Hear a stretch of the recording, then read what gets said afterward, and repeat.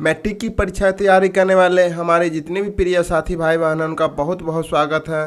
मेरे साथियों, कल हम लोग विद्युत का 1 से लेकर 50 तक क्वेश्चन कर लिए थे, जो कि 2 पार्ट बनाना था। एक पार्ट हो गया है और पार्ट 2 करेंगे क्वेश्चन नंबर 51 से। तो अध्याय 3 का विद्युत का 1 से लेकर 50 तक क्वेश्चन देख लिए थे। आज हम लोग 51 से लेकर आगे तक देखेंगे। तो चलते हैं क्वेश्चन नंबर 51 से। क्वेश्चन नंबर 51 कहता है, ओम का नियम किसने दिया? तो इसका आंसर हो जाएगा, ओम का नियम किसने दिया था? तो मेरे साथियों, इसका राइट आंसर हो जाएगा जॉर्ज साइमन ने दिए थे। ऑप्शन नंबर 1 हो जाएगा। ओम का नियम किसने दिया? जॉर्ज साइमन दिया। ठीक है, आगे बढ़ते हैं। विद्युत धारा को नियंत्रित करने के लिए उपयोग किए जाने वाले अवयव को कहते हैं परिवर्ती प्रतिरोध। क्या कहते हैं? परिवर्ती प्रतिरोध। ऑप्शन नंबर ए इसका राइट आंसर हो जाएगा। चलते हैं नेक्स्ट क्वेश्चन पर। आगे क्वेश्चन है कि परिपथ में जब तार की लंबाई दुगनी कर दी जाए तो ए मीटर का पथ्यांक हो जाता है। इसका राइट आंसर क्या हो जाएगा? इसका राइट आंसर हो जाएगा आधा। क्या हो जाएगा? पथ्यांक आधा हो जाएगा। नेक्स्ट क्वेश्चन है कि विद्युत ऊर्जा का व्यापारिक मात्रक क्या है? विद्युत ऊर्जा का व्यापारिक मात्रक क्या हो जाएगा? तो मेरे साथ ही उसका मात्रक हो जाएगा यूनिट। क्या हो जाएगा? यूनिट हो जाएगा। नेक्स्ट है, निम्नलिखित में कौन सा कथन सत्य है? निम्नलिखित में कौन कथन सत्य है? तो जूल बराबर कूलाम गुने वोल्ट होता है। मेरे साथियों, ये आंसर राइट सही है। Option number B right answer हो जाएगा। आगे क्वेश्चन है कि कांच तथा रबर जैसे विद्युत रोधी पदार्थ की प्रतिरोधकता किस कोटि की होती है? तो किस कोटि की होती है? तो इसका राइट आंसर हो जाएगा option number A. Option number A हो जाएगा 10⁻12 से 10⁻17 ओम। आगे है क्वेश्चन, यदि किसी विद्युत बल्ब के तंतु का प्रतिरोध 1200 में, तो यह बल्ब 220 वोल्ट से स्रोत कितनी विद्युत धारा लेगा? तो कितनी विद्युत धारा लेगा? तो यह लेगा 0.18 एम्पियर। ऑप्शन नंबर ए इसका राइट आंसर हो जाएगा। आगे क्वेश्चन है कि यदि किसी विद्युत हीटर की कुंडली का प्रतिरोध 100 ओम है, तो यह विद्युत हीटर 220 वोल्ट से कितनी धारा लेगा? मेरे साथियों, इसका राइट आंसर हो जाएगा 2.2 ampere. Option number A right answer हो जाएगा। नेक्स्ट क्वेश्चन है, एक कूलम्ब आवेश में कितने इलेक्ट्रॉन होते हैं? तो इसका राइट आंसर जो हो जाएगा यह 6.25 गुने 10⁻18 इलेक्ट्रॉन। ऑप्शन नंबर ए इसका राइट आंसर हो जाएगा। आगे क्वेश्चन कहता है कि विद्युत विभव कौन सी राशि है? विद्युत विभव कौन सी राशि है? तो यह हो जाएगा अदिश राशि हो जाएगा। विद्युत विभव अदिश राशि है। आगे क्वेश्चन कहता है कि वोल्ट मीटर को किस क्रम में जोड़ा जाता है? तो वोल्ट क्रम को जो है समानांतर श्रेणी में जोड़ा जाता है। ऑप्शन नंबर ए इसका राइट आंसर हो जाएगा। आगे क्वेश्चन है, आमीटर को श्रेणी क्रम में क्यों जोड़ते हैं? आमीटर को श्रेणी क्रम में क्यों जोड़ते हैं? तो कम प्रतिरोध प्राप्त करने के लिए। क्या करने के लिए? कम प्रतिरोध प्राप्त करने के लिए जोड़ते हैं। इसलिए ऑप्शन नंबर 20 का राइट आंसर हो जाएगा। आगे है कि किसी परिपथ का वह गुण जो विद्युत ऊर्जा को ऊष्मा में बदल देता है, तो इसका आंसर क्या हो जाएगा? प्रतिरोध हो जाएगा। क्या हो जाएगा? प्रतिरोध हो जाएगा। ऑप्शन नंबर ए इसका राइट आंसर है। आगे है, वोल्ट मीटर को समानांतर क्रम में क्यों जोड़ते हैं? वोल्ट मीटर को समानांतर क्रम में अधिक प्रतिरोध प्राप्त करने के लिए जोड़ते हैं। अधिक प्रतिरोध प्राप्त करने के लिए जोड़ते हैं। ऑप्शन नंबर ए इसका राइट आंसर हो जाएगा। अब आगे क्वेश्चन कहता है कि जिस विद्युत परिपथ में धारा दोनों दिशाओं में प्रवाहित होती है उसे क्या कहते हैं? तो मेरे साथियों, उसे प्रत्यावर्ती धारा एसी कहते हैं। ऑप्शन नंबर ए इसका राइट आंसर हो जाएगा। आगे क्वेश्चन है कि जिस पदार्थ में आवेशों का प्रवाह आसानी से होता है उसे क्या कहते हैं मेरे साथियों? तो उसे कहते हैं सुचालक। जिस पदार्थ में आवेशों का प्रवाह आसानी से होता है उसे कहते हैं सुचालक। आगे क्वेश्चन कहता है कि समांतर क्रम में संयोजित प्रतिरोधों की संख्या घटाने के उपरांत संयोजी प्रतिरोधों का कुल प्रतिरोध होता है। तो मेरे साथियों इसका राइट आंसर हो जाएगा, क्या हो जाएगा? प्रतिरोध, कुल प्रतिरोध बढ़ता है, क्या हो जाएगा? बढ़ता। ऑप्शन नंबर ए इसका राइट आंसर हो जाएगा।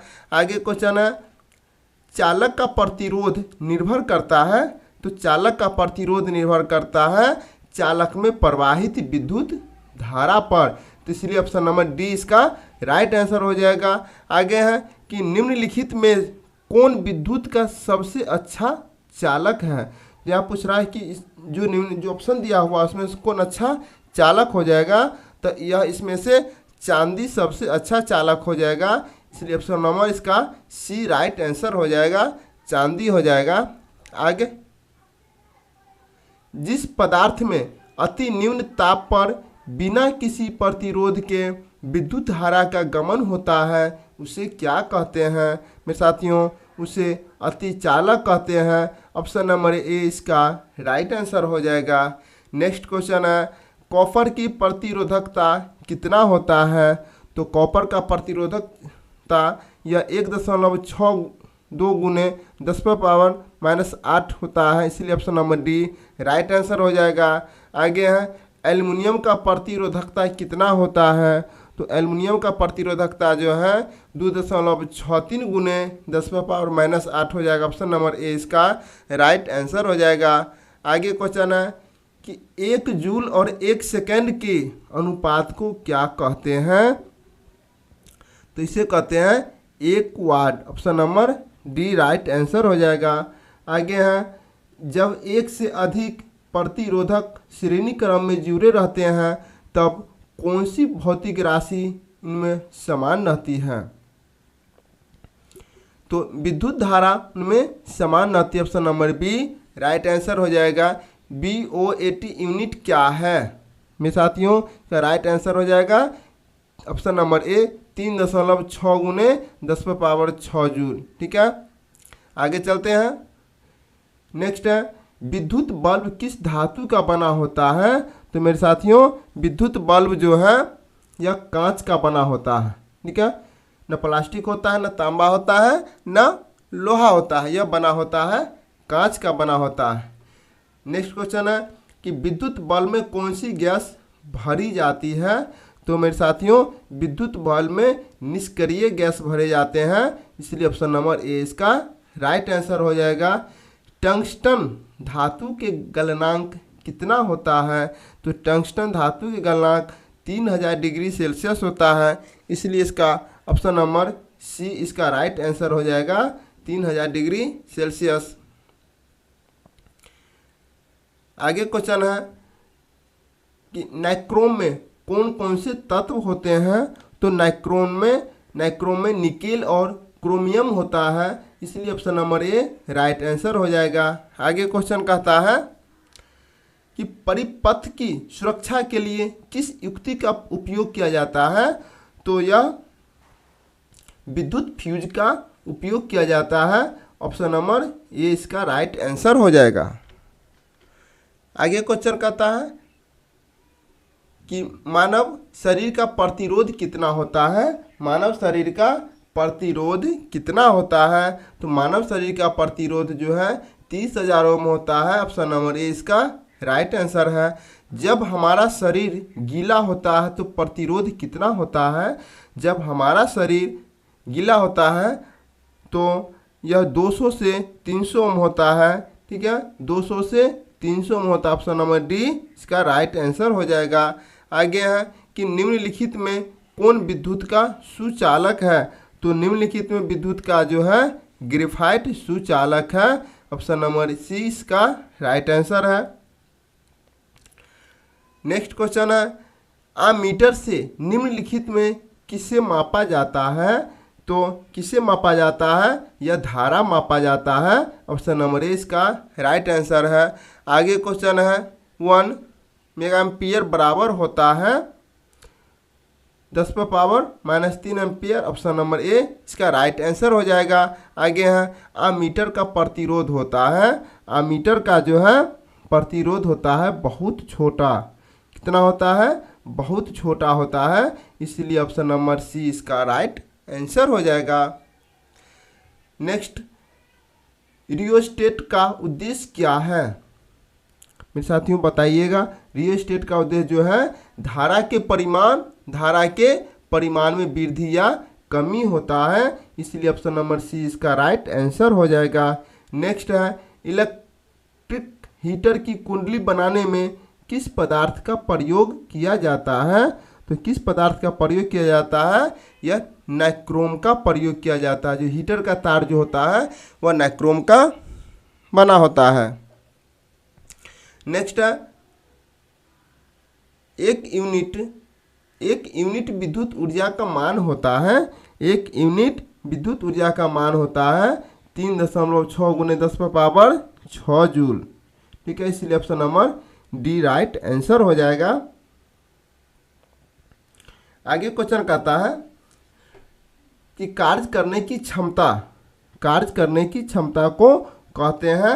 तो मेरे साथियों कार्य करने की क्षमता को क्या कहा जाता है? तो यह कहा जाता है ऊर्जा। क्या कहा जाता है? ऊर्जा कहा जाता है। Option number C right answer है। एमीटर को विद्युत परिपथ में कैसे जोड़ा जाता है? तो एमीटर को विद्युत परिपथ में जो है यह श्रेणी क्रम में जोड़ा जाता है। याद रखिएगा मेरे साथियों, यह श्रेणी क्रम में जोड़ा जाता है।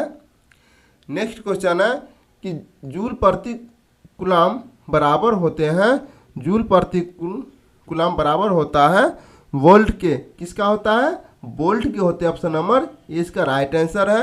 किलोवाट घंटा मात्रक है, किलोवाट घंटा मात्रक हो जाता है विद्युत ऊर्जा का। किसका हो जाएगा? विद्युत ऊर्जा का हो जाएगा, इसलिए ऑप्शन नंबर सी इसका राइट आंसर है। नेक्स्ट क्वेश्चन है कि यदि कई प्रतिरोध समानांतर हो तो उनके समतुल्य प्रतिरोध होगा। तो उनके समतुल्य प्रतिरोध प्रत्येक प्रतिरोध से कम होता है, इसलिए option number B right answer है। आगे है प्रतिरोध का मान बढ़ाने के लिए प्रतिरोधों को जोड़ा जाना चाहिए। कहाँ जोड़ा जाना चाहिए?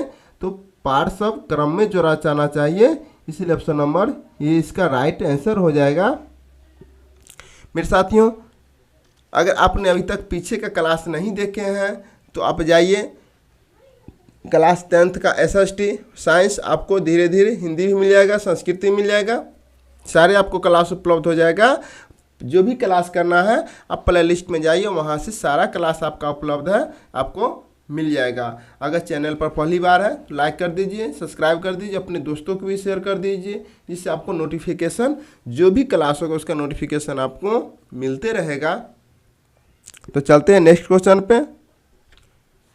नेक्स्ट क्वेश्चन है एक एमीटर के 0 तथा 2 एम्पियर अंकों के बीच 20 विभाग है, तो एमीटर के अल्पतमांक क्या हो जाएगा? तो मेरे साथ ही इसका राइट आंसर हो जाएगा 0.1 एम्पियर।